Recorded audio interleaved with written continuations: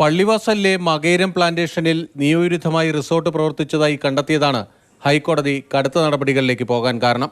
റിസോർട്ടിന് NOC നൽകിയതുമായി ബന്ധപ്പെട്ട തർക്കം കോടതിയിലെത്തിയിരുന്നു. ജില്ലയിൽ ഏലകൃഷിക്ക് അനുവദിച്ച ഭൂമി മറ്റാവശ്യങ്ങൾക്ക് ഉപയോഗിക്കുന്നുണ്ടെങ്കിൽ കണ്ടെത്താനാണ് ഹൈക്കോടതിയുടെ ഉത്തരവ്. ഏലകൃഷിക്ക് അനുവദിച്ചിട്ടുള്ള ഭൂമിയിലെ കെട്ടിടങ്ങൾ ഏലം സൂക്ഷിക്കാൻ മാത്രമേ ഉപയോഗിക്കാവൂ. മറ്റെന്തുണ്ടെങ്കിലും നടപടി വേണമെന്നാണ് ഡിവിഷൻ ബെഞ്ചിന്റെ നിർദ്ദേശം. ഇടുക്കിയിൽ ഏലകൃഷിക്ക് അനുവദിച്ചിട്ടുള്ള ഭൂമിയിൽ ടൂറിസം അടക്കം മറ്റെന്തെങ്കിലും പ്രവർത്തനങ്ങൾ നടത്തുന്നുണ്ടെങ്കിൽ അതിനാണ് പിടിവീഴാൻ പോകുന്നത്.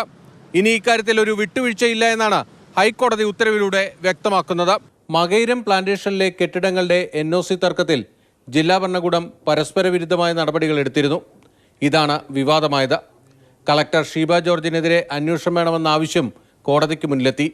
എന്നാൽ ജില്ലാ കളക്ടർ റിസോർട്ടിനെതിരെ നടപടിയെടുക്കാൻ നിർദ്ദേശം നൽകിയ കത്തുകൾ സർക്കാർ ഹാജരാക്കി. ഇത് പരിശോധിച്ച ശേഷമുള്ള കോടതി ഉത്തരവിൽ ജില്ലാ കളക്ടർക്കെതിരെ നടപടികൾക്ക് നിർദ്ദേശമില്ല. ബിനിൽ, മാതൃഭൂമി ന്യൂസ്, കൊച്ചി.